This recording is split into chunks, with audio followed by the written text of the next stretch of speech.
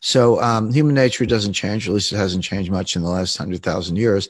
So the fundamental laws of economics don't change either, but circumstances change, facts change, and that's important. Now, to answer your question, Curry, you're right. There is a school of thought, a growing one, an influential one, that the debt doesn't matter. It's like, well, wait a second. So what? So the debt to GDP ratio went to 135%, which it did. Who cares? Well, what's wrong with it? 180%. We got issues. We got problems. Print up the money and monetize the debt and spend it and keep going. What is the problem? This comes under the banner of something called modern monetary theory, MMT.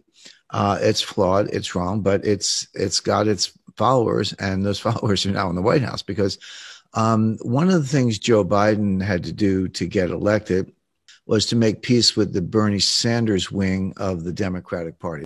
They take the view that if the Treasury didn't spend the money, how would anybody make any money?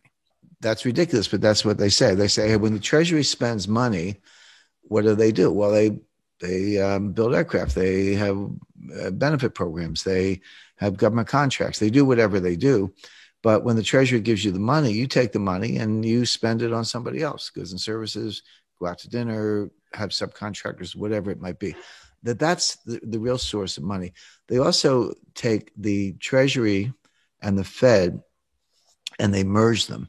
Now, that's not legally the case. The Treasury and the Fed are separate institutions.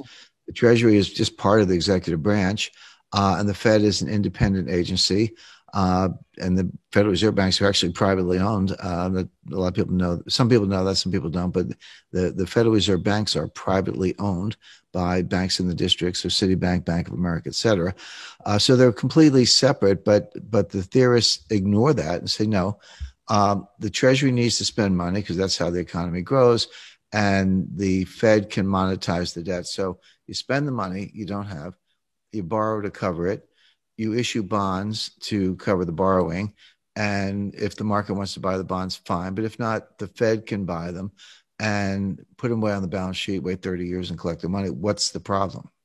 Who cares about the debt to GDP ratio? It's kind of a statistical abstract, but why should that stand in the way of using money to solve our problems, which are free healthcare, free childcare, free tuition, forgiveness of student loans? That's a $1.6 trillion ticket, by the way.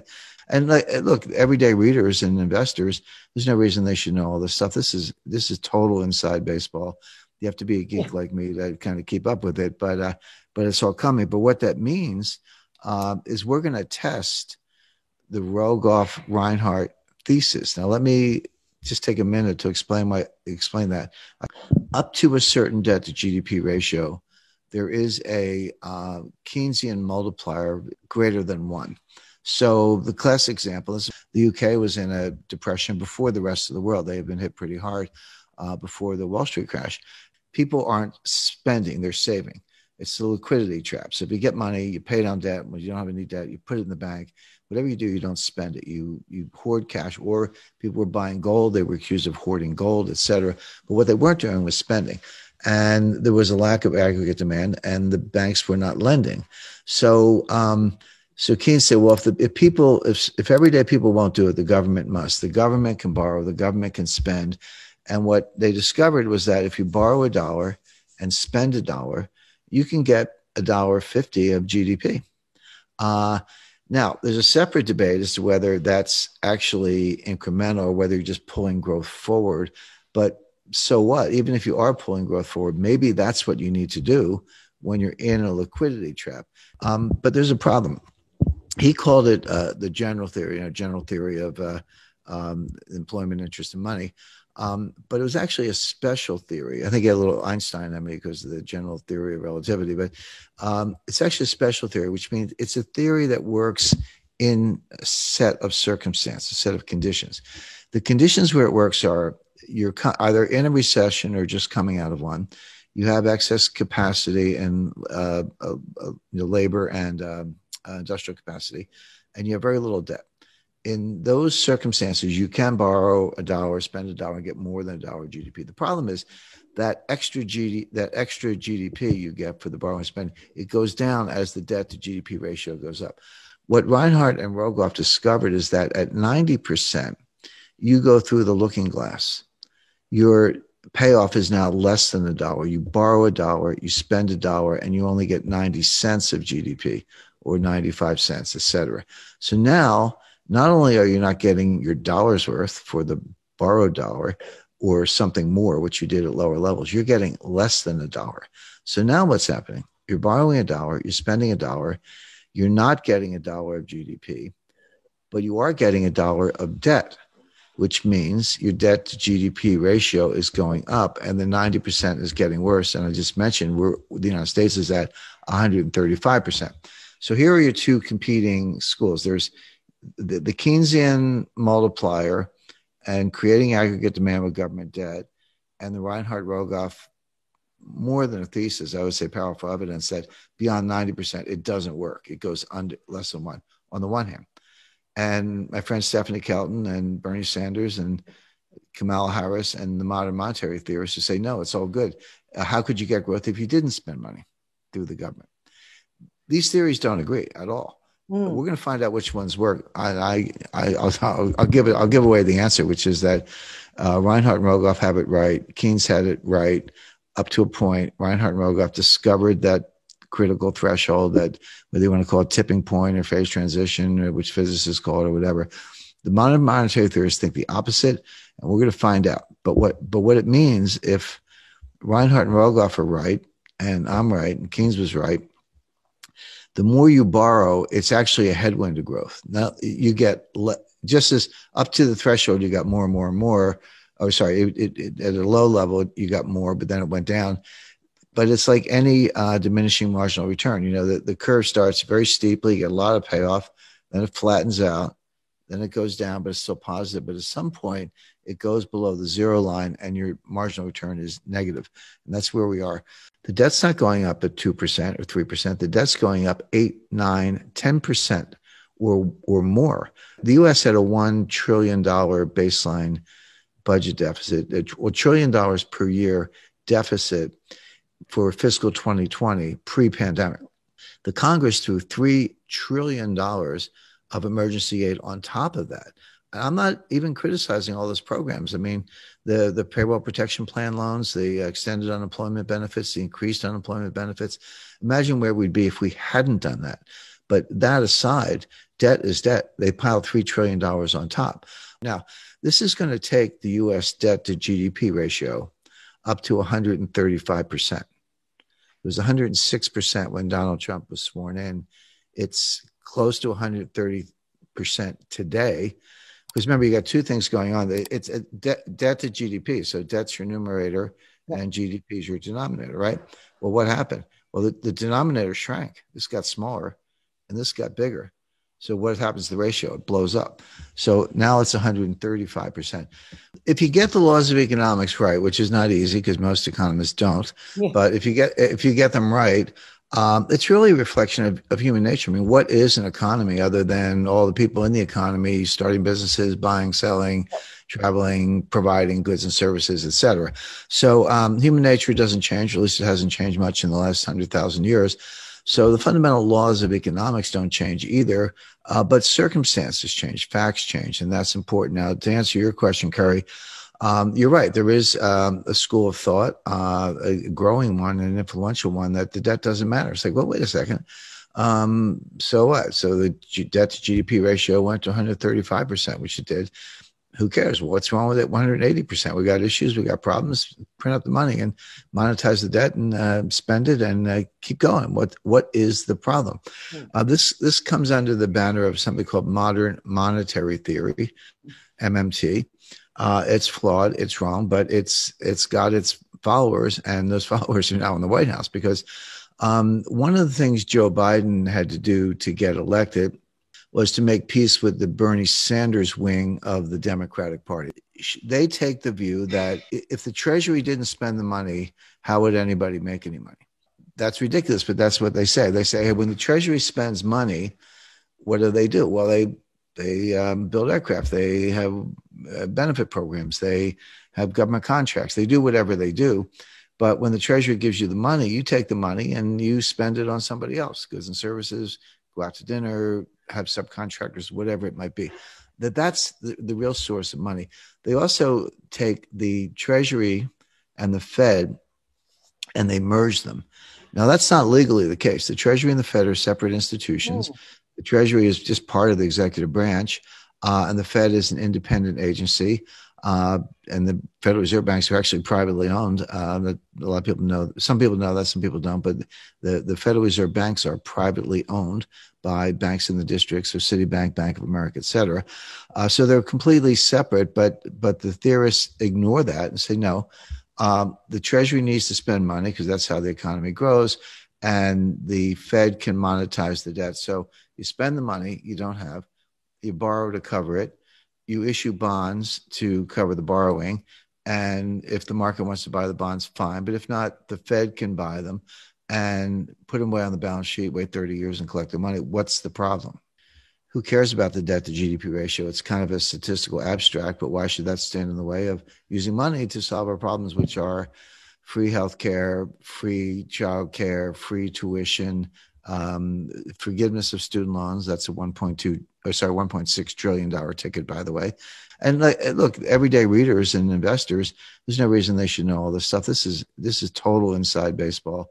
You have to be a geek like me to kind of keep up with it, but it's all coming. But what that means is we're going to test the Rogoff-Reinhart thesis. Now, let me just take a minute to explain that. Up to a certain debt to GDP ratio, there is a Keynesian multiplier greater than 1. So the classic example is the UK was in a depression before the rest of the world. They have been hit pretty hard before the Wall Street crash. People aren't spending, they're saving. It's the liquidity trap. So if you get money, you pay down debt. When you don't have any debt, you put it in the bank.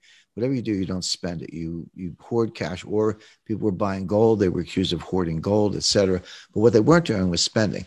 And there was a lack of aggregate demand, and the banks were not lending. So Keynes said, well, if everyday people won't do it, the government must. The government can borrow. The government can spend. And what they discovered was that if you borrow $1 and spend $1, you can get $1.50 of GDP. Now, there's a separate debate as to whether that's actually incremental or whether you're just pulling growth forward. But so what? Even if you are pulling growth forward, maybe that's what you need to do when you're in a liquidity trap. But there's a problem.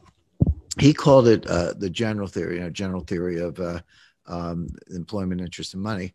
But it was actually a special theory. I think he had a little Einstein on me because of the general theory of relativity, but it's actually a special theory, which means it's a theory that works in a set of circumstances, a set of conditions. The conditions where it works are you're either in a recession or just coming out of one. You have excess capacity and labor and industrial capacity, and you have very little debt. In those circumstances, you can borrow $1, spend $1, and get more than $1 GDP. The problem is that extra GDP you get for the borrowing and spending, it goes down as the debt to GDP ratio goes up. What Reinhart and Rogoff discovered is that at 90%, you go through the looking glass. Your payoff is now less than $1. You borrow $1, you spend $1, and you only get 90 cents of GDP or 95 cents, et cetera. So now, not only are you not getting your dollar's worth for the borrowed dollar or something more, which you did at lower levels, you're getting less than $1. So now what's happening? You're borrowing $1, you're spending $1, you're not getting $1 of GDP, but you are getting $1 of debt, which means your debt to GDP ratio is going up and the 90% is getting worse. And I just mentioned the United States is at 135%. So here are your two competing schools. There's the Keynesian multiplier and creating aggregate demand with government debt, and the Reinhart-Rogoff, more than a thesis, I would say powerful evidence that beyond 90%, it doesn't work. It goes under less than 1 on the one hand. And my friend Stephanie Kelton and Bernie Sanders and Kamala Harris and the modern monetary theorists who say, no, it's all good. How could you get growth if you didn't spend money through the government? These theories don't agree at all. We're going to find out which ones work. I'll give away the answer, which is that Reinhart and Rogoff have it right. Keynes had it right up to a point. Reinhart and Rogoff discovered that critical threshold, that whether you want to call it tipping point or phase transition, or which physicists call it or whatever. The modern monetary theorists think the opposite, and we're going to find out. But what it means, if Reinhardt and Rogoff are right, and I'm right, and Keynes was right, the more you borrow, it's actually a headwind to growth. Now you get just as up to the threshold, you got more and more and more. Oh, sorry, at a low level, you got more, but then it went down. But it's like any diminishing marginal return. You know, the curve starts very steeply, you get a lot of payoff, then it flattens out, then it goes down, but it's still positive. But at some point, it goes below the zero line and your marginal return is negative. And that's where we are.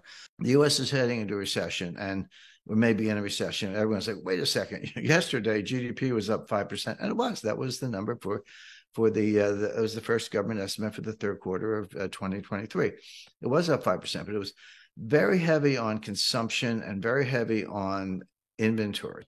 When wholesalers and distributors build up inventory, that counts as GDP. Well, it's fine to build up inventory if people are buying the stuff, but if they don't buy the stuff and you're up to the rafters in inventory, you got to start writing it down. This is where you see, you go to the Gap and you get like 10 shirts and 5 pairs of jeans for $30. I mean, the inventory situation comes down to the consumer. Are people buying stuff? It looks like the consumer hit the brakes in August. Now, the second quarter is July, August, September. Sometime around mid to late August, after 2 pretty strong months, and they were strong, the consumers just hit the brakes. Now, they've done enough to make the third quarter strong, but going into the fourth quarter, they may just, not show up for the game. A couple of reasons for that. Number one is during the pandemic, you go back to 2020, 2021, what was going on? Well, starting with Trump in, I think, June 2020, he gave everybody a $1,400 check. If you had a heartbeat, you got a check. And then Trump did it again in December 2020, just before he left office. It was another $600 check. Biden comes in and says, well, I can top that. And Biden does in February 2021, right after he was sworn in. Here comes another $1,600 check. And then when people got those checks, they saved a lot of it. So what happened in 2023? People drew down their savings. The savings rate got really low. Like, they spent the savings they had.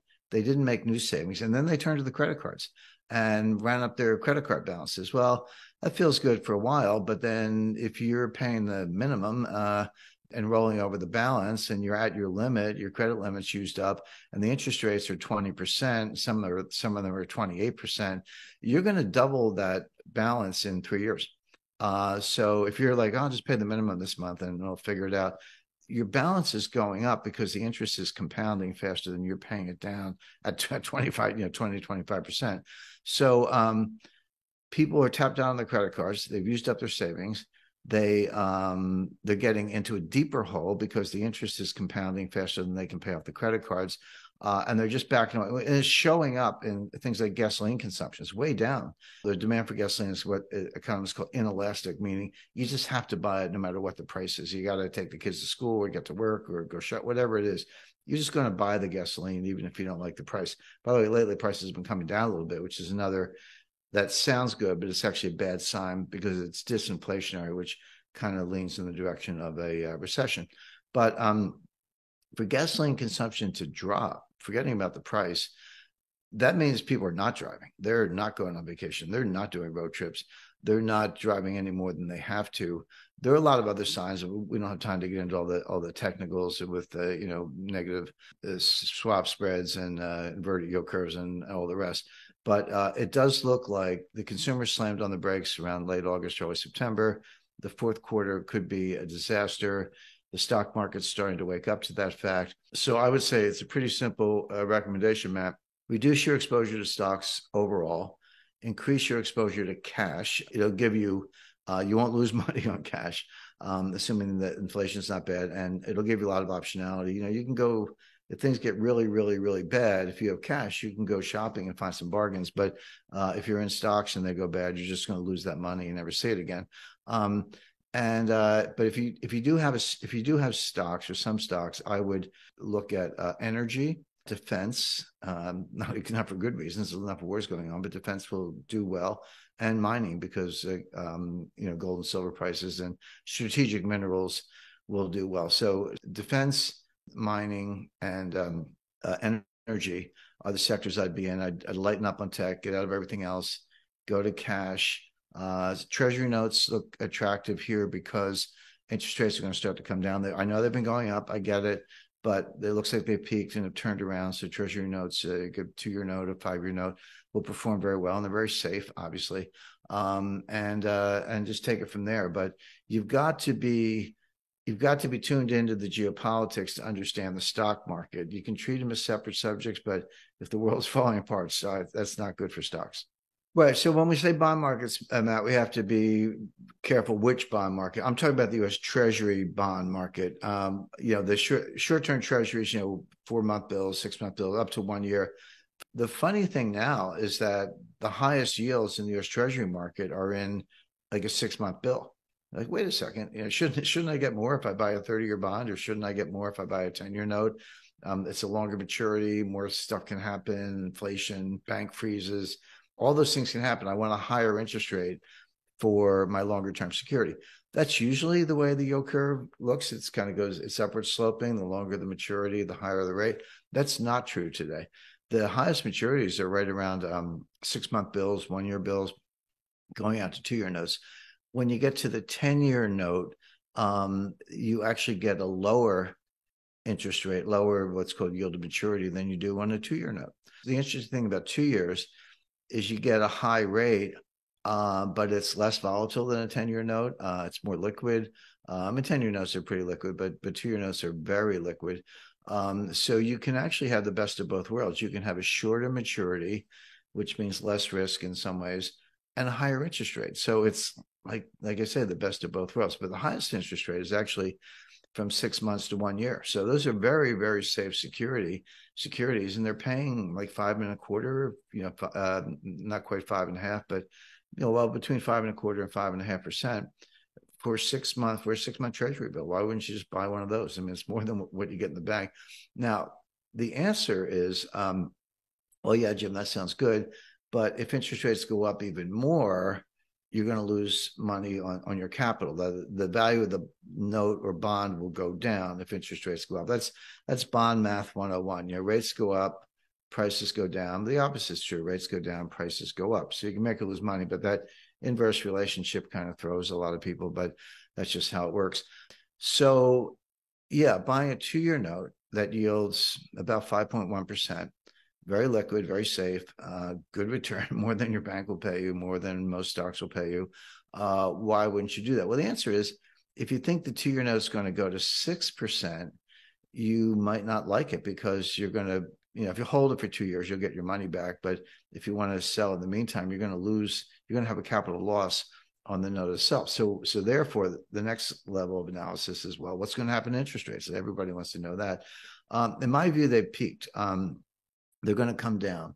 And if you like that action, you might prefer the 10-year note, because a longer maturity has a higher, not to get too technical, it's called DV01, dollar value 1 basis point. And what it means is that, so interest rates come down a certain amount, 25 basis points, 50 basis points, or whatever. And I said bond prices go up, which they do. But how much do they go up? Well, the answer is, the longer the maturity, the more they go up. They're more volatile. And so 2-year notes are a really attractive piece of paper, very safe. You get your money back, liquid, you can get out of it, etc. The only reason not to buy would be if you thought rates are going to go up. I think they're coming down from here on out. But if you accept that view, then the 10-year note is going to have the biggest capital gains. Now, again, it's riskier. When I say risky, I'm talking about market risk. I'm not talking about credit risk. You are going to get your money back, but from a market risk point of view, if you had to sell it, a year from now, or 6 months from now, for that matter, if rates go up, you're going to lose a little money on the value of the note itself. But if rates come down, not only do you get the 5% interest rate, which is sweet, but you're going to have a capital gain on the note, because that's what happens when rates come down. So the big question is, have rates peaked? And I would say they have.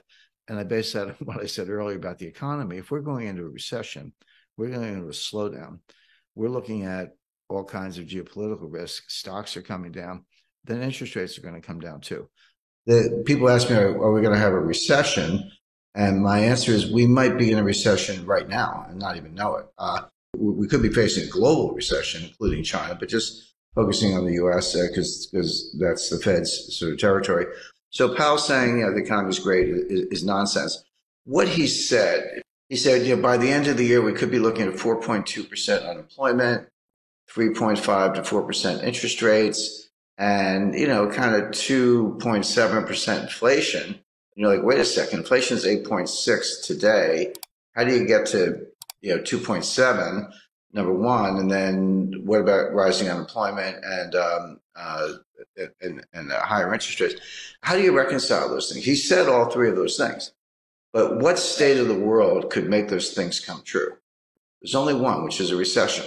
A recession would do it. A recession will raise unemployment. Higher interest rates will cause the recession, and the recession will cause inflation to go down. So in effect, Powell was saying we're going to have a recession. Inflation, prices go up, so we understand that, or maybe put differently, the value of your money goes down. You don't get as much for your money, same thing. But inflation, broadly speaking, has two causes. One is called, not to get too technical, but it's called cost push. This comes from the supply side. So there's a shortage of oil. And we've got a financial and economic war going on between Russia and the United States. U.S. really started, but U.S., EU, Canada, Australia, Japan versus Russia. That's obviously disrupting supply chain, cutting down energy supply, causing the price of oil to go up, et cetera. So that's coming from the supply side. And you're exactly right. The Fed can't drill for oil. The Fed can't plant wheat. The Fed can't make semiconductors. So they can't do anything about this. And the supply chains are breaking down. They were breaking down before the war in Ukraine, but Ukraine has made it worse. The other source of inflation is called demand pull. And this is when individuals, you, me, and all of our viewers and, everyday Canadians and Americans worry about inflation. We say, well, I'm just thinking about buying a refrigerator. Better buy it now before the price goes up, or the car, house, or whatever it might be. They're different, but they affect each other. When the cost push inflation from the supply side has enough effect, there's a tipping point or critical threshold in psychology. We say, maybe it is out of control. I better go buy some stuff. Then the velocity of money goes up, and then you get inflation. So the Fed can't do anything about cost push. They can't do anything about the price of oil, and you're right about that. But they're looking at the demand side, saying, hey, if this supply thing goes on long enough, eventually the psychology will change, and we'll get demand pull and behavioral, and that is really hard to change. So what they're trying to do, they know they can't change the supply side, but they're trying to squash the demand side before it gets out of control. Now, the question, of course, is can they do it? The answer is they can do it, but at what cost? So a general rule of thumb, this is really simple. You have to get, forget about nominal interest rates. Nominal interest rates are the rates you see on your screen, you hear about in the headlines and all that. Real interest rates are nominal interest rates minus inflation. Take the inflation out and see what's left. Well, right now, real interest rates are about 2%, actually 1.75% under the Fed's policy rate. Inflation's 8.6%. So, just round numbers, 1.5 minus 8.5, that makes the inflation rate -7. That's nowhere near. It's got to be +2. Real rates have to be +2 to squash inflation. Right now, they're -7. So that implies that the Fed has to raise interest rates to 10.5% to get to +2 real interest rates. That's never going to happen. They're never going to get there. They will destroy the economy long before they get there. So the Fed has no hope of squashing inflation from the demand side, as you described, by raising rates, unless inflation comes down for other reasons. So what they're going to do, they're going to keep raising rates, 2, 2.5, 3, 3.5, 4, hope that inflation comes down from 8 to maybe 3, although I think that's a stretch. You could get into positive real rate territory, but they're really far away from it. So I think, by the way, I described what they're trying to do. I should make it clear they're going to fail. The only way inflation comes down, the way we're talking about, is if they trash the economy, a severe recession. If that happens, you say, well, do people still need to put gas in their cars? Well, you're right, but not if they're unemployed, because they're not going to work. There's a lot here that's just for show. It sounds good on TV, but there's a lot less here than meets the eye. But the point is, this is not over anytime soon. And even if it were, when you break supply chains, you can't just put them back together. It's like breaking a vase. in 1,000 pieces, and you got to go buy a new vase. It's going to take years to undo this damage. So I spoke to the individual who was probably the single individual most responsible for building the modern supply chain. It was 30 years from 1989 to 2019. It was head of one of the largest companies in the world, and this is what they did, among other things. And he said, Jim, you have to understand, it took us 30 years to build it. It took us 3 years to blow it up. It's not going to come back in a year. This is going to take 5, 10, 15 years to build a new one. So it's what I call supply chain 2.0. Well, buying a refrigerator is a good idea. Buying a freezer might be a better idea. We're looking for food shortages by the fall. Now, when I say food shortages, in Africa and Middle East, this will mean mass starvation. You may see the greatest humanitarian crisis in history because they literally can't get the food. Everyone's like, well, gee, you can't get Ukrainian wheat. What's the big deal? Buy it from somewhere else. There is nowhere else. Canada and the United States grow an enormous amount of wheat, but we use most of it internally, and we feed, because it's not for humans, by the way. We feed our animals. This is how you feed cows, pigs. This is how you get beef and pork. This is an example of the supply chain, how it filters all the way through. So you would expect higher prices to persist. You would expect food shortages. Buying a freezer is not a bad idea. The future supply chain is going to be it goes by different names. Janet Yellen calls it friendshoring. Macron calls it constellation. I call it a college of nations. But basically, we'll have supply chains and trade, but it'll be sort of members only. So U.S., Canada, Australia, Europe, others, Japan, will be invited to join, but not China. Russia is going to be in the waiting room for a while. We should be better allies with Russia, but the Democrats in the United States have pretty much made that impossible, at least for the short run. And then there'll be other countries that are kind of neutral in that scheme, Brazil, India, and others. But the point is, you'll still have trade and you'll have supply chains, but it'll be kind of friendly countries, members only, and exclude China. So that decoupling is going to go ahead. The Chinese seem to be not only fine with it, but they're actually leading the way. Semiconductor manufacturing is moving back to the United States. The $20 billion of new semiconductor plants from Intel. And why is Taiwan Semiconductor spending over $5 billion to build new semiconductor fabrication plants in the United States? Well, obviously because they're worried about China. We're reshuffling the deck, but none of this stuff is easy. Semiconductor plants take 5 years to build. A new refinery, forget it. That's like 7 to 10 years. We haven't had one in the United States since 1977. So it's going to take a while to do all this. Well, we can do it. So if I say we're definitely going to have inflation, you would know what to do. You'd buy gold, hard assets, land, silver, treasury notes, government bonds, etc. If I said we're definitely going to have deflation, you would also know what to do. You would reduce leverage. You would have more cash, and there are other assets you could go into. The problem is we could have both. There's no question we have inflation right now. It's front and center. But if the Fed squashes it and causes a recession or worse, you could flip to deflation very quickly. So this is going to sound like an obvious statement. What you want is diversification. Sounds obvious, but most people don't know what diversification is. I see people, I've got 50 stocks in 10 different sectors. I'm highly diversified. I'm like, no, you're not. You have one asset class called stocks. Real diversification, have a slice of stocks, gold, real estate, cash. Agriculture is a good investment. Energy, forget the Green New Scam. That's a joke. Oil and natural gas are going to be around for a long time. GDP, then a depression must be like 10 quarters of declining GDP because it's got to be worse. But that's not the definition. The definition of a depression, you can have growth in a depression, but it's below trend growth. In other words, if trend is 3.5, and you're actually banging out 1.5, 2, that gap between, let's say, 1.5 and 3.5% growth, that's depressed growth. It's an output gap. It compounds over time, and you never get it back. We are losing trillions of dollars of wealth.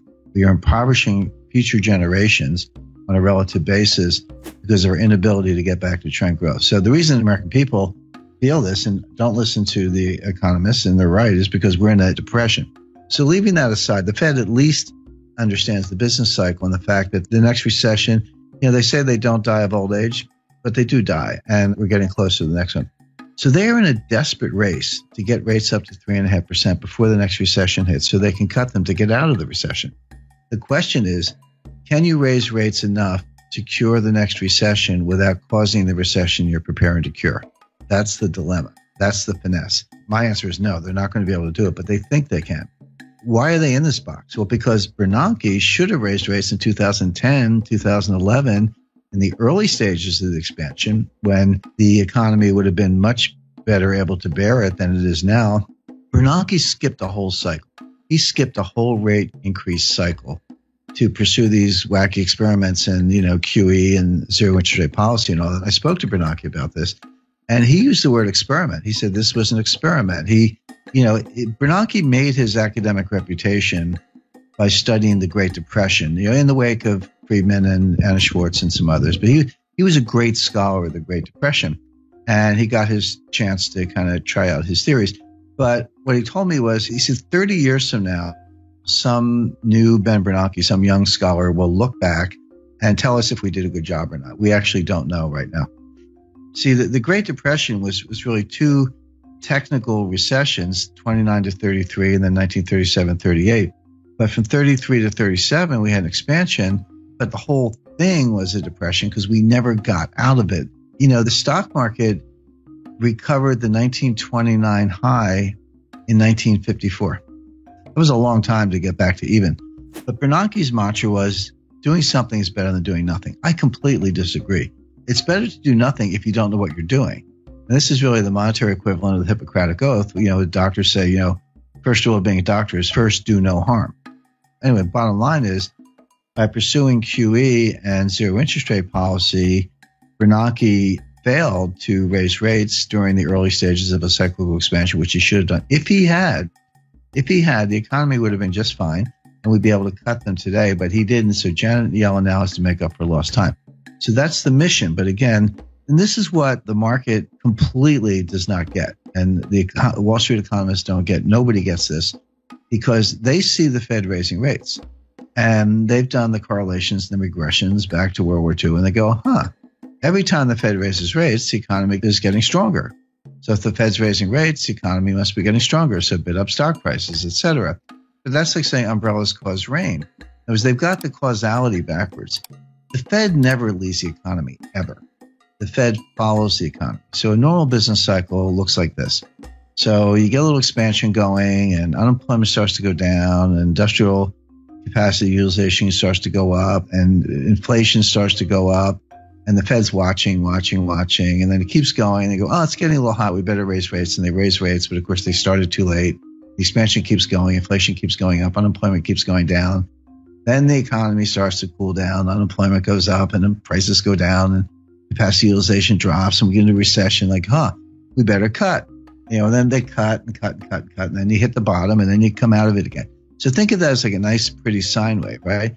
That's a business expansion, business contraction over and over, 30 or so times since the end of World War II, with the Fed always following the economy, never leading the economy. So all the big brands on Wall Street, they've got all this data, and they say, well, every time the Fed raises rates, the economy is getting stronger.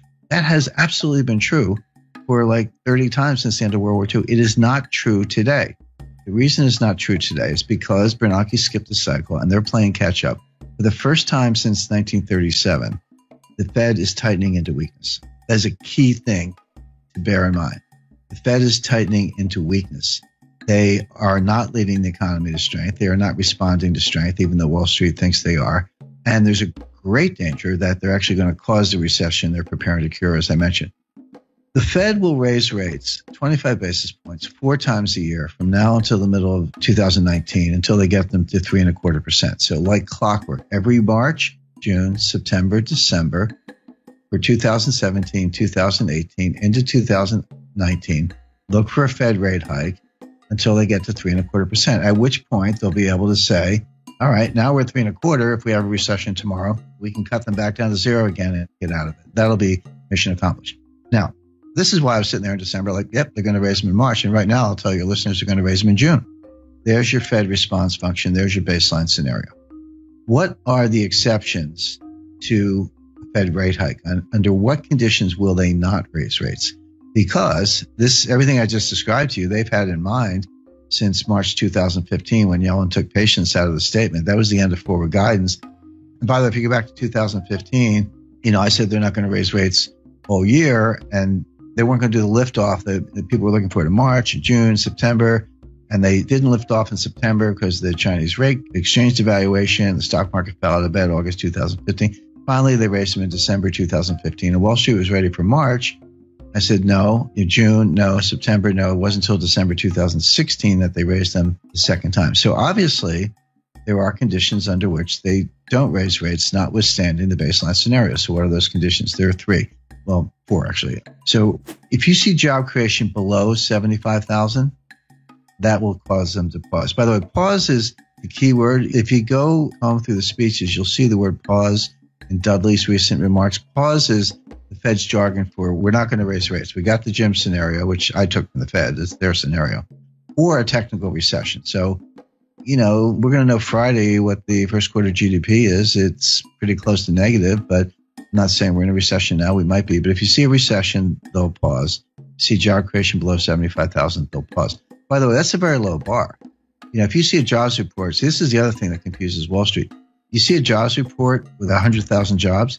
So Wall Street goes, oh, that report's really weak. The Fed's going to think twice. No, 75,000 is the number. Yellen told us that. It was in one of her speeches. You just have to be a geek like me and read all the speeches. So the third factor would be disinflation. So the Fed has this 2% inflation target. They've missed it for 6 years. They're finally getting close to hitting it. By the way, I think the listeners know they use the PCE core deflator year over year.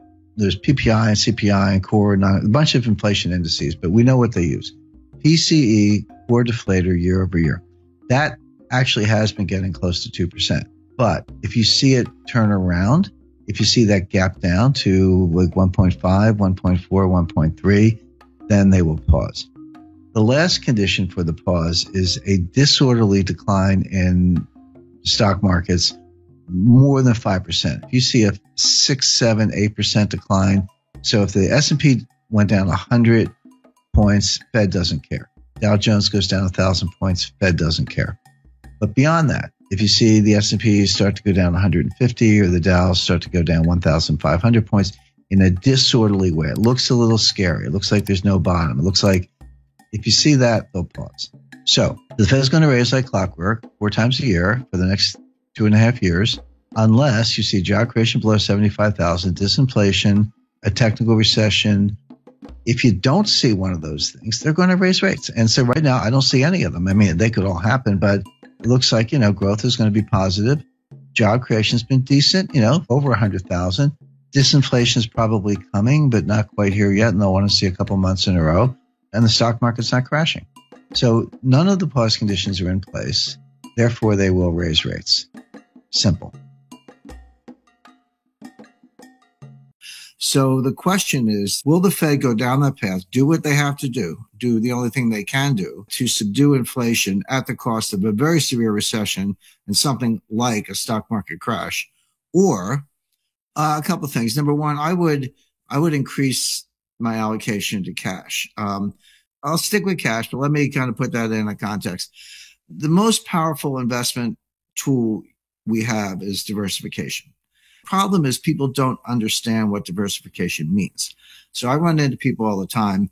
They say, well, I'm completely diversified. I own 50 different stocks in 10 different sectors, semiconductors, consumer non-durables, minerals, et cetera.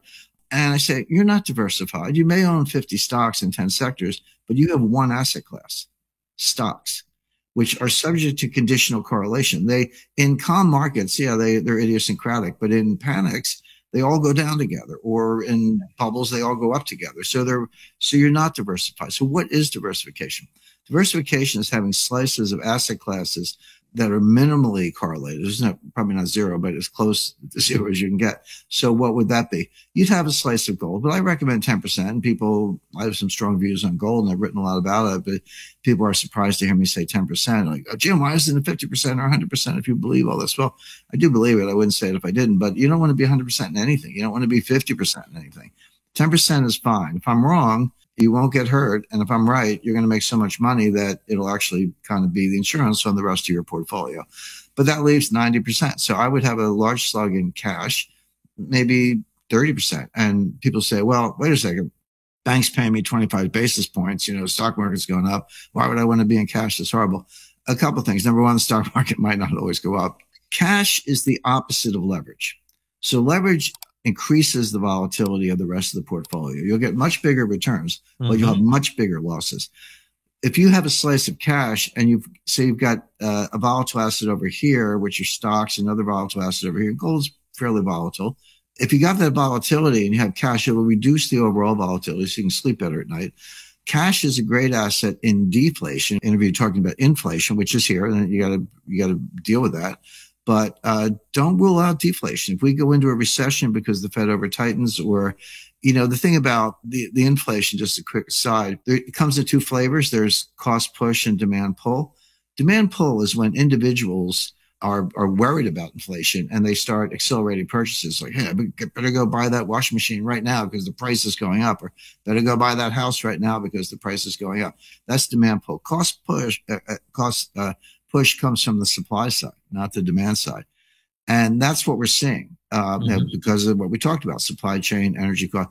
The Fed can't drill for oil. Raising interest rates doesn't get you more oil or natural gas. So the Fed can't do anything about it except kill the economy. Yeah, and that'll cool it off. But when you pay, I put gas in my car. I don't just read about this stuff. It used to be $45. Now it's about $75. Multiply that by 200 million cars across America.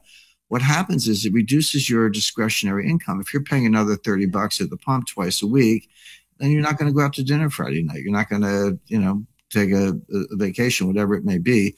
So that depresses all those other areas. So there is this recursive function. So don't rule out deflation down the road. Not right away, but maybe next year. So cash.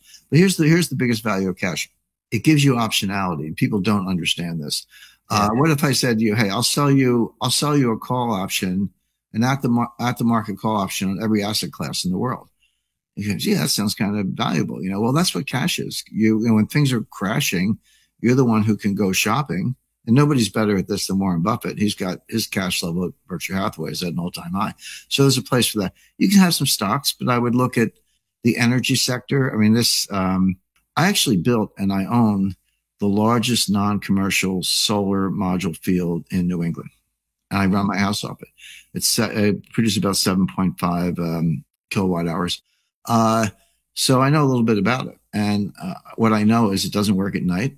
It doesn't work in snow. It doesn't work in rain. It doesn't work in really cloudy days. By the way, you don't run your house off of solar modules. You run your house off of batteries. Yeah. And then the modules charge the battery. So you watch the battery level. That's how you manage it. So it works fine. But if you think you can run cities with that, forget it. So it's just not practical at that scale, even if you thought it was. And it isn't. That's very clear. But here comes, wind turbines and solar. And I'm not against it. Like I say, I own one. But they're not scalable. They're intermittent. And they don't give you the base power, baseline power you need to run a modern power grid. Meanwhile, here's global demand. Okay. So the gap's getting bigger. It's not getting smaller. Renewables, whatever the pros and cons, are not closing the gap. The gap's getting bigger. There is no substitute for oil and natural gas and uranium. You got to put uranium in the mix, and hydro. If you live in Quebec, that's great. A lot of hydro, but not so much in the desert. And I've spoken to, without mentioning names, I would say you can go no higher in terms of who knows, let's just say board members of the 5 biggest oil companies in the world who said, yeah, as he said, we talk about that, but we can't say it publicly because we'll be, dragged, chained and dragged through the streets. But those are just the facts. So therefore, if you have an oil sector that's been bashed by the climate alarmists, but you can't do without it, which is true, buy some oil companies, when they're, so there's your stock portfolio, private equity, venture, real estate, not commercial, but residential. Yes. And, farmland, that's one of the hottest asset categories, and gold. So that's diversification. And that's the kind of portfolio you want, the kind of seasoned to taste. So the question is, will the Fed go down that path, do what they have to do the only thing they can do, to subdue inflation at the cost of a very severe recession and something like a stock market crash? Or Will they see that coming? They'll be the last to know. We'll all see it before they do, but they'll be the last to know. It's because they rely on flood models, and they're kind of in their own economic forecasting bubble, and they're very defective ways of thinking about the economy, and they're very much a creature of inertia. There are a whole lot of reasons why the Fed is not nimble. It's kind of quite the opposite. But they'll see it eventually, probably when it's too late. And will they balk at that point and stop rate hikes and maybe even reduce rates? That could save us from the recession, but that will just amplify the inflation. So rather than say which one's going to happen, I prefer to lay out those two paths and then just watch it very carefully. But more to the point, we've seen this movie before. This is a replay, and I think it's on, like you hit the remote control for double or triple speed. It's going to happen faster, but this is a replay of everything that happened from 2013 to 2019 and into 2020, which was, I'll just go through it quickly. So 2013, May, Bernanke says we're going to taper asset purchases. That's money printing, quantitative easing, whatever you want to call it. The market, tanks, bonds go down. Everyone's like, oh, it's over. Bernanke balked. But finally, in November 2013, they said, okay, the taper begins. They were still printing money, but at a slower rate, and that matters. That went on until late 2014. The taper was over. They stopped buying new assets. They said, okay, here come the interest rate hikes. Except they didn't come for another year. It wasn't until December 2015 that then Janet Yellen finally raised rates. And then another year for the second rate increase. So it was December 2016. So it was really, really slow. Took 2.5 years, but they got to 2 rate hikes. But then here comes Jay Powell. And then like clockwork, boom, boom, boom, 25 basis point hikes every meeting. And all the Fed was trying to do was to get back to normal. They were trying to get interest rates to maybe 2.25, 2.5, get the balance sheet down to, something like 2.5 trillion. They never specified it, but that would have been a reasonable level. So, okay, now interest rates are kind of normal, 2.5, balance sheet's down around 2.5 trillion.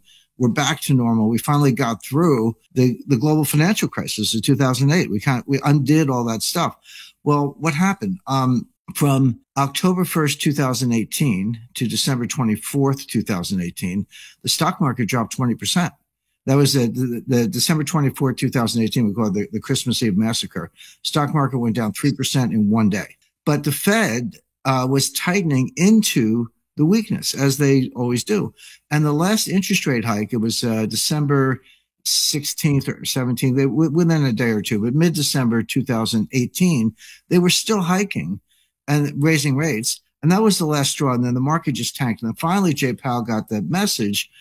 First week of January 2019, he says, okay, that's it. We're going to be patient. Use the word patient. It's one of these code words. You have to get the code book out and see what it means. But patient means we won't raise rates again without giving you advance warning so you can get out of your carry trades or whatever. And then he went further, said, looks like we got to cut rates. And they did. And then by early 2020, here comes the pandemic. And then they took rates all the way back to zero. And then they started QE, I don't know, 6, 7, call it what you want. They took the balance sheet to $7.5 trillion after getting it down to $3.5 trillion. So look at that whole sequence from 2013 to early 2020, including the pandemic. What happened? They tapered the asset purchases. They raised rates. They sank the stock market. Then they said, okay, no more rate hikes. Then they cut rates, and then they started QE. And by April 2020, where were we? Zero rates, back down to zero, and the balance sheet was $7.5 trillion after getting down to about $3.5 trillion. So that was a big circle. They ended up back where they started from. But the point being, they failed to normalize. They failed to get rates where they wanted. They failed to get the balance sheet where they wanted. They did sink the stock market. Okay, now 2 years forward, here we are again. What are we doing? They just raised rates at the March meeting. They're going to raise them again in May. And that's the easiest forecast I've ever made. 50 basis points, May 4th. Boom. You can count on it. And they're going to announce, by the way, I don't have a crystal ball. The Fed told us this. I mean, that's the thing about the Fed. They may be wrong, but they're transparently wrong. So they tell you what mistakes they're going to make in advance. So that's the Fed forecasting is actually fairly straightforward because you just have to believe them. So they're going to raise rates again in May, probably 50 basis points. They're going to announce a reduction in the balance sheet. Whether they actually start it in May, they probably will. 100 billion a month reduction in asset purchases. So that's QT, quantitative tightening. In other words, they're running the same playbook They tried to run, or they started to run in 2013, 2014. They failed the last time. Why do they think they're going to be any more successful this time? Why do they think they can get out of this? And the answer is, pardon me, the answer is they cannot without a recession. They can normalize rates in the balance sheet and they can stop inflation, but not without causing recession and not without causing a stock market crash. So the big question for the next year is, will the Fed do that? And they may. Or will they balk again, at which point you might rescue the market, but the inflation is just going to go wild.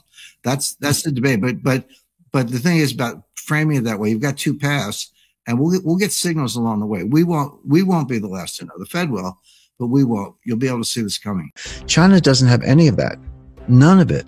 There's no significant Chinese bond market. They don't have the infrastructure of banks and dealers I described. They don't have the physical infrastructure. And most of all, they don't have a rule of law. You can't trust the Chinese as far as you can throw them. I was a facilitator and then a participant in the first ever financial war game ever conducted by the Pentagon.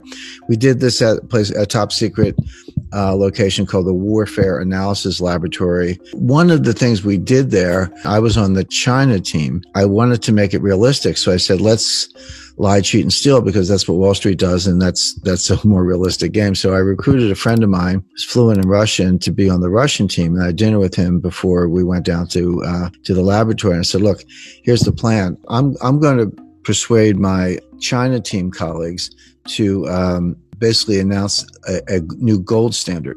And we've accumulated enough gold, and we're going to say, for now on, our currency is backed by gold. We're going to put the gold in Switzerland to keep everybody happy. We're going to issue notes from a bank created in London under English laws to keep everybody happy. Here's the thing. We're going to say, from now on, if you want our exports, you have to pay for us in this new currency. We're not taking dollars anymore. And furthermore, and if you want some of this new currency, you can deposit your gold in Switzerland and the bank will issue you some currency, so you're in the system. Or you can trade with us and run a surplus, and then we'll pay you in the currency and you can use that to buy our stuff. Or we'll give you loans. But one way or another, we're done with the dollar. And obviously this is very forward leaning, but the whole idea of a war game is to help the Pentagon think 5 or 10 years ahead. So the first thing that happened when you go to your embassy or conclave, you come out and you stand up at the podium, you announce your plans, and then everybody reacts and it's discussed, etc. The first thing that happened is there was a group. So you have the red team, the yellow team, the blue team, as the case may be, and they're all different countries or areas. But there's a white team, which are the referees. They decide what you did. And the first thing they did when we announced the gold move, they ruled it as an illegal move. They said, no, that's not in any of our scenarios. You can't do that. And I stood up, and about 100 people in the room. There were 3-star generals, CIA, FBI. I said, wait a minute. I said, this is a war. There are no illegal moves in a war. The whole idea is to be out of the box or live in a world where there are no boxes. That's what we're doing here. So they agreed. They said, okay, we think it's a really dumb idea, but we'll let you do it. Well, over the course of 2 days, it accelerated and gathered momentum. At the end of it, Russia got PowerPoints. Okay, so this was 2009. Within 10 years, so what facts happened? Within 10 years, Russia tripled its gold reserves. Last week, the dollar value of Russia's gold exceeded the dollar value of its treasury securities. They have 20% of their reserves in gold, and the value of their gold is more than the value of the U.S. treasury securities. They're dumping treasuries, buying gold. Exactly what we warned the Pentagon about 10 years ago. And here it is, and China has more than tripled its reserves. So we're not there yet, but we're moving to some kind of gold-backed world. But the point is, that was all in the war game. That's all in the book. And I made one other point. I said, currency wars don't happen all the time. They might only happen twice in a century. But when they happen, they can last for 10 or 15 years. That's how long it takes to sort out. What you describe about the Chinese money supply is absolutely correct. People in the United States complain, the Federal Reserve has printed $4 trillion in the past year. And they have printed $4 trillion in the last year. They're taking the Fed balance sheet from about 3.5 trillion to 7.5 trillion. So yeah, we printed $4 trillion in the past year. Didn't do any good, won't do any good, but we did it. But Chinese money supply is even larger and growing faster. Now, I don't want to get into the weeds on China's internal monetary policy. I could, except to say that they're grossly over leveraged. the economy is investment driven, not consumption driven. They're about 40%, 45% investment. The U.S. is about 25% investment. So that gives you some idea of how investment is to the Chinese, which is actually okay if you're investing in productive assets that pay their way. They're not. They're wasting the money. I've been to China many times, been going back and forth there for 35 years. I've been out in the countryside. I don't just stick to the hotel lobby in Beijing. I got mud on my boots visiting these ghost cities. And so each ghost city, there are a bunch of them, actually seven. Imagine building 7 cities. That's what I saw. And so they got 1 or 2 skyscrapers, and they got mixed use, and they got retail shopping, a country club, a hotel, a golf course, a pond, highway stops, airport, etc. And it's all empty. I mean, this is all empty. Shiny new construction, some of it still under construction, all empty. So I said to the communists, I said, what are you guys doing here? I mean, nobody's here. So, oh, don't worry. People will be coming from the countryside. And they will be populating these cities. And I said, when? I said, no one's coming. And besides that, you've already drained the countryside. That already happened. But I said, you cannot mothball a building. It's not like some old clothes. I mean, the way a building maintains itself, it gets occupied and there's maintenance and people fix it and all that. I visited, I used to travel a lot in Central Africa in the early 80s. Zaire at the time. Today it's the Congo. I was in Kinshasa, but it was right after the 70s commodities boom. And they took the money, of course they wasted it, and they built these skyscrapers in Kinshasa, which is like a swampy, scary, funky, city. But there's a skyscraper, but the windows are falling out and there were rust stains running down the side and the elevators were broken. So it might have looked nice the day they built it, but it was never really used. And now it was literally, when I was there, it wasn't that much later after they built it, it was falling apart. So that's going to happen in China. My point being, if you apply, generally accepted accounting principles to their investment account, you would write it off the day they open the building because nobody's there. It's not worth anything. So they're wasting the money. They're over leveraged. They're overprinted. However, none of that has anything to do with the status of the Chinese yuan as a global reserve currency.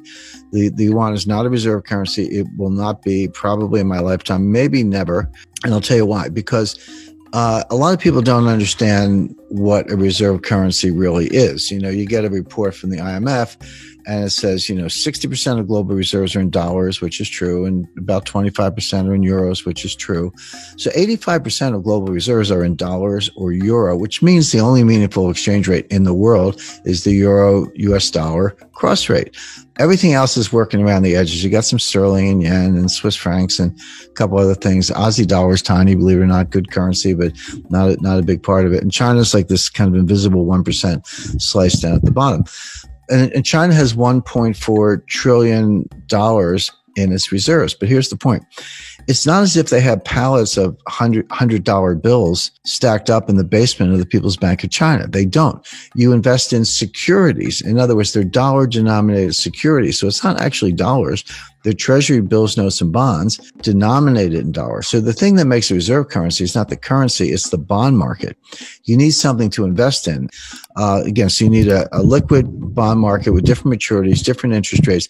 You need dealers, you need auctions, you need payment and clearance systems, you need repo or repurchase agreements, futures, options, when issued trading, custodians, the rule of law. There's a whole massive infrastructure, which we started working on when Alexander Hamilton was, advising George Washington, and we've been doing it ever since. And others, Bank of England has done the same. China doesn't have any of that. None of it. There's no significant Chinese bond market. They don't have the infrastructure of banks and dealers I described. They don't have the physical infrastructure. And most of all, they don't have a rule of law. You can't trust the Chinese as far as you can throw them. And so they have no chance of being a global reserve currency. None. Same with the Russian ruble. Same with a lot of other currencies. Same with Bitcoin. Show me the Bitcoin bond market. Maybe you can get my attention, but not sooner. So none of those are going to replace the dollar.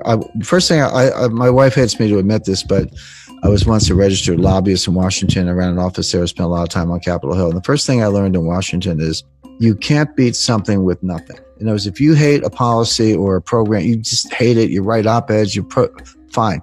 You're not going to change it unless you bring something to replace it. So for all the criticisms of the dollar, and there are plenty of them, you're not going to dethrone the dollar as the leading global reserve currency unless you can show me what you're going to replace it with. And there's one and only one contender in the world today, which is gold. So that's a whole other conversation. I'm not saying we're going to be on a gold standard tomorrow. As far as China's concerned, yeah, China's a house of cards. It's going to collapse. It's going to be ugly. Hard to say when, but probably sooner than later. And they know it. And they're not going to be a global reserve currency. So we can put China to one side, but yeah, China's a house of cards. Now, getting it back to the United States, the first point, let's talk about stimulus first. So yeah, the Fed printed $4 trillion. Congress, we had $1 trillion, what are called baseline budget deficits going into the pandemic. So with no pandemic, we were going to have $1 trillion deficit in 2020 and 2021. Now, Congress put $3 trillion on top of that with rescue and bailout programs last March, April, and May. That was the CARES program, payroll protection plan, aid to hospitals, extended unemployment benefits, higher unemployment benefits, et cetera. I'm not saying any of those things were bad. It was needed to keep things from getting a lot worse. But we put $3 trillion on top of this. So there's $4 trillion for fiscal 2020. They just did $1 trillion last week in the kind of final days of the Trump administration. So that's $5 trillion. And Biden has announced his plan. He's going to have a $2 trillion rescue bailout, so-called stimulus plan now. So that's $7 trillion plus the $1 trillion baseline for fiscal 2021. So there's $8 trillion in deficit spending in 2 fiscal years, $4 trillion of money printing by the Fed. Now, those are the numbers. That's not projections. That's baked in the pie. Just don't call it stimulus. It will have no stimulative effect. Does it, again, as I say, keep the lights on? Yes. Would some people keep their jobs last spring because their employer got payroll protection plans? Yes. Did other people benefit from increased unemployment benefits? Yes. Was a lot of that necessary because things were in such bad shape? Yes. So I'm not arguing that side of it, but it does not stimulate. It's not going to get us out of the depression. Let me be very specific as to why, because I don't make claims without backing it up. On the money supply, you can print all the money you want, but Milton Friedman was wrong. The monetarists are wrong. The Austrian school is wrong. Money printing does not cause inflation. What causes inflation is something called velocity, which is the turnover of money. The money has to be lent and spent. Banks have to be lenders. People and businesses have to be borrowers. You have to be spending it, get it in circulation, in other words, in order potentially to have some inflation. And that's the technical name for that is velocity. Velocity is dropping, sinking like a stone. By the way, it's been dropping since 1998. It dropped faster in the 2008 crisis. It's dropping faster today, but the trend has been very steeply down for the last 22 years. And so, nominal GDP, so the dollar value of all goods and services, leaving aside inflation, that's what we mean by nominal value. Nominal value of gross domestic product is money supply times velocity. How much money is there and how much does it turn over? Multiply one by the other, and that's your nominal GDP. And I remind people that $7 trillion times zero is zero. Meaning you can print the $7 trillion, but if you don't have any velocity, you don't have an economy. And so you can understand monetary policy is a desperate race between increasing money supply and declining velocity. One offsets the other so that you barely keep nominal GDP where it is. In fact, it's going to go down about 6 or 7%. We're not getting back to 2019 levels of output. If you take 2019 as your baseline, we're not getting back to 2019 levels till 2023. At the earliest. We're not getting back to 2019 levels of job creation, the number of people who have jobs until 2025 at the earliest. That's why I call it a depression, not a recession. Now flip over to fiscal policies like, hey, they're sending everybody $2,000 checks. And they are. The people are going to get those checks. And so the Wall Street, which, usually gets things wrong. That's the first thing you got to know about Wall Street because they don't really care about you. They care about rap fees and how they make money. So they're saying, all right, they're going to send out the $2,000 checks and people are going to get those checks and they're going to run right out. And they're going to buy a car, a refrigerator, paint the kitchen, whatever it may be. No, the first two things are true. They're going to spend the money and they're going to borrow the money and they're going to send people the checks. But when people get the checks, they're not spending it. What they're doing, they're saving it. They're either paying down debt, which is equivalent to savings, or they're putting the money in the bank, which is savings. So certainly if you lost your job, you're not going to take your friends out to dinner. You're going to throw the money in the bank or pay the rent. But even if you didn't lose your job, you look around, like maybe your spouse lost his job. Maybe your neighbor lost his job. Maybe you think you're next, like you have a job, but you're worried you're going to get fired next week. So you save it. And the name for that, economists call that precautionary savings, or, plain English, it's saving for a rainy day, except it's raining everywhere. So they are going to send the checks out, but people aren't going to spend it. And that's the reason you're not going to get the stimulative effect, but you are going to increase the deficit, which gets back to this debt to GDP ratio. So take the total debt divided by GDP, and that's some ratio. The research is very convincing, very clear. A number of studies show this, that up to about 90%, so 90% debt to GDP, you get a little bit of something called a Keynesian multiplier, meaning you borrow $1, you spend $1, and you get $1.10 of GDP, or you get $1.05 of GDP. And it works maybe temporarily, but it works when people won't spend the money, the government can. That's the idea. But when the debt to GDP ratio goes above 90%, that's what physicists call a critical threshold, or a phase transition. Now you're through the looking glass. Now the Keynesian multiplier drops below 1, meaning you borrow $1, you spend $1, but you only get 90 cents of GDP. But meanwhile, the debt went up $1. So what's happening to the debt to GDP ratio? This is going up dollar for dollar, but this is going up 90 cents on the dollar. So the ratio is getting worse. Guess what the U.S. debt to GDP ratio is today? The answer is it's about 135%. So we're way past that 90% threshold. And by the way, who's in that club? I can tell you, Lebanon, Greece, and Italy. So there's your lunch table for four, the four super debtors league. And it just gets worse. And that ratio past 90% is a headwind to growth, because people look at it and are like, hey, I don't have a PhD in economics, but I just don't like what I see.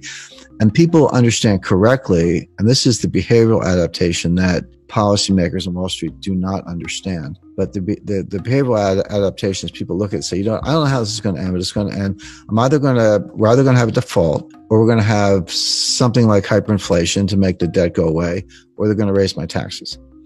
Not sure which, maybe all of the above, but I have to save more money to meet my lifetime goals in the face of some bad outcome that's going to come out of this. That's the real world behavior, and economists know very little about the real world. So the point is, increasing the money supply doesn't work because velocity is declining. Increasing deficits doesn't work because people are saving, not spending, and they're preparing for worse outcomes. So neither one of these, you can call it money printing or spending, but don't call it stimulus, because it doesn't stimulate. We're not getting out of this. And that's why I call my book The New Great Depression. So 90% is the critical threshold. The US is at 131%, highest in history, which means we are well past the point where you can borrow your way to growth, or you can borrow your way out of a debt crisis. And we were heading for a debt crisis. So the way it works is raise interest rates, tighten money, reduce the balance sheet, et cetera. Get unemployment up. It doesn't sound like a desirable goal, but that's what it takes. And that's what happened in 1982. Get unemployment high enough so people are buying hamburger instead of steak. They're buying, whatever is the least expensive thing on the shelf, day-old bread instead of new bread, or they're not buying gasoline because they're not going to work, et cetera. That will bring prices down, but at a very high cost, which we just talked about, which is high unemployment and lower productivity. Meanwhile, the U.S. debt keeps going up. We haven't really talked about the debt. That part of it looks like 1981. But if you throw in a global financial crisis, then it starts to look more like 2008. Yeah, well, that's like a glacier. Glaciers are extremely powerful, but they move extremely slowly. There's some exceptions, but they kind of like, an inch a year, a couple inches a year, but they move mountains. I mean, they create rivers, they create canyons, they move mountains. They're extremely powerful, but slow. That's a good metaphor for the impact of debt. And when I talk about debt, in particular with the United States, but you can apply this to any country, I focus on the debt to GDP ratio, because you can't really talk about debt in isolation without thinking about the capacity to pay the debt. And a simple example, if you have a $50,000 balance on your credit card and you're making $30,000 a year and trying to pay rent in New York, et cetera, good luck. You're probably going to go bankrupt, or at least default on that card. But if you owe $50,000 on your credit card but you're making $5 million a year. It's, you just write a check. It's no big deal. My point is, you can't look at a $50,000 debt and decide if it's a problem or not unless you compare it to the income. And if it's too low, it's a problem. And if the income's high, not a problem. So that's why you use the debt to GDP ratio. The U.S. just hit $31 trillion in national debt. That is national debt, almost all of it in the form of U.S. Treasury securities. Not all of it. There are other obligations, but mostly U.S. Treasury securities. Well, is that a problem or not? Well, one way to answer the question is compare it to GDP, do the ratio. The answer is that ratio is now a little over 130%. What was it in 1980 when Ronald Reagan was elected? The answer is 30%. 30% is completely comfortable. That's like the person with the $50,000 debt who's making millions. No big deal. 30% is comfortable. 50%, yeah, getting up there. Angela Merkel and all her years in Germany, and there's a lot of research to back this up, says that 60% was the limit. And that's what the Maastricht Treaty that created the European Union and the European Central Bank, that was their goal. They said, don't go over 60%. If you do, you're expected to take measures, raise taxes or reduce debt or reduce spending, do something to get that back down under 60%. If you say, what's the critical threshold where, water turns to steam, or, water turns to ice, or something changes in such a way that it's not the same. It's radically different, but it happens very quickly. The best research says the answer is 90%. And this comes out of, Ken Rogoff at Harvard, also Carmen Reinhart, who's now the chief economist at the World Bank. But they've looked at hundreds of cases over hundreds of years. And I like that because it's not just, kind of cherry picking data. Developed economies, developing economies, economies that issue debt in their own currencies, ones that issue debt in other currencies, principally US dollars, et cetera. So, a wide variety of case studies. And they show that when your debt to GDP ratio goes over 90%, your multiplier of additional debt goes below 1. So just to put that in context, at 30%, if I borrow $1 and spend $1, I might get $1.30 of growth. Assuming you spend it wisely, that's a big condition. But you borrow $1 and spend $1 and get $1.30 of growth. Okay, the debt was productive if you put it to good use. But that $1.30 gets smaller and smaller. As you get closer to 90%, it goes to $1.20, $1.10, $1.05.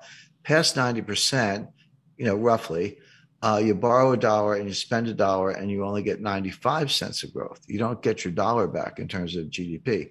And then 90% and 85%, et cetera. So 90% is the critical threshold. The US is at 131%, highest in history, which means we are well past the point where you can borrow your way to growth, or you can borrow your way out of a debt crisis. And we were heading for a debt crisis. Now, Stephanie Kelton, she's the big brain of modern monetary theory. She's a professor at State University of New York. She says it doesn't matter. That they always point to Japan. Japan is at 280%, way past any member of the peer group. China's probably higher. China's a little more opaque because they are, but also they don't have as much national debt. If you look at the national debt to GDP, it's modest, but they have an enormous amount of provincial debt, and the banking system is owned by the government or controlled by the government. So when you throw in the bank debt, the state-owned enterprises, the provincial debt, and the government, so that's the real national debt. Stephanie Kelton says it doesn't matter.